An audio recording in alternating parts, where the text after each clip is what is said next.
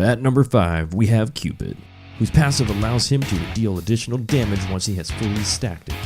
His 1 is a Heart Bomb, which has 90% scaling, and if he maxes out his passive, it will apply a 1-second stun. His 2 allows him to heal his allies, or heal himself. Cupid's 3 is a dash that lays down a trail. In this trail, Cupid gains additional attack speed and will increase the movement speed of his allies. Cupid's 4 is what makes him very viable in the arena and allows him to rain down damage upon the enemy team, also apply a slow to everyone hit in the area. That's why I have Cupid at number 5.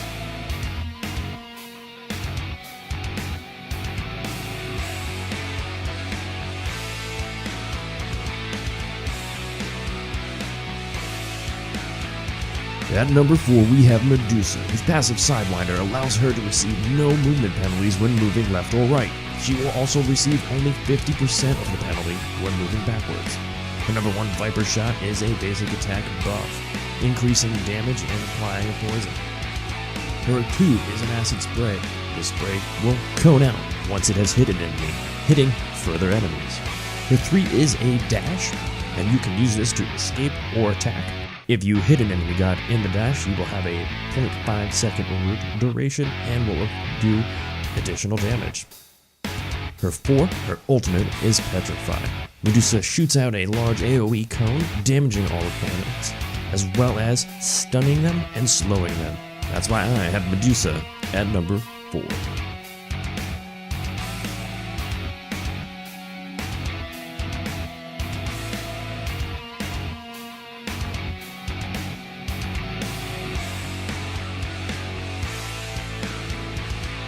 At number 3, we have the god Kernanos, whose passive Heavy Glaive allows him to deal an additional 25% basic attack damage when enemies are within melee range. His number 1 is Shifter of the Seasons. This allows you to change the buff that you place on his basic attacks. It can be Light Steal, Protection Shred, Additional Power, or be slow. His 2 is Bramble Blast. When this hits a god, it will produce a 1-second root and apply tick damage every half second for 5 seconds. His 3 is a dash, his Horn Charge. This will do damage for any enemies that Kernanos runs through. It works great as an engage or an escape.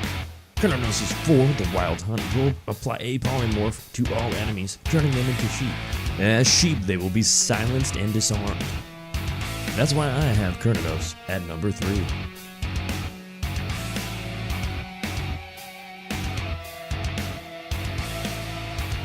Number 2 is Hachiman, whose passive Massador of Arms gives him additional MP5. His number 1 is called Eagle Eye, and it is a basic attack buff.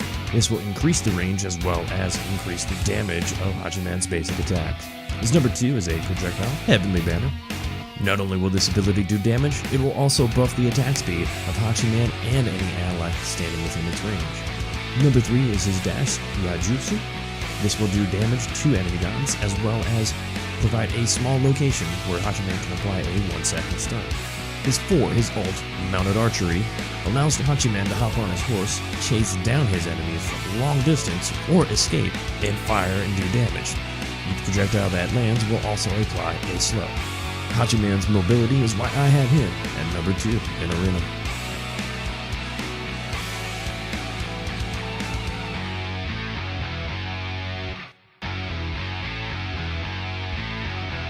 Number 1 is Chiblanque, whose passive Dead of Night grants him additional power. This stacks up to 6 times, giving him 30 additional power. His number 1 is Branching Bullet. This is a basic attack buff that will allow each bullet to split and do additional damage to other enemies that it hits. This will also increase the base damage of his basic attacks. His 2 is Poison Darts. Fires off an AoE cone that will apply a poison as well as damage to any targets hit within range. His 3 is a dash, Rising Jaguar. Chiblanque will jump into the air. Chiblanque's ultimate is called Darkest of Nights. This will give Chiblanque additional movement speed and increase his basic attack range. When activated, all enemies will have their field of view reduced. If the enemies are still moving at the end of 3 seconds, they will be stunned. Chiblanque's ultimate is the reason he takes the top spot. Let me know who you think brings some fight to the table down in the comments. Don't forget to hit the like and subscribe, and I'll see you at the next one.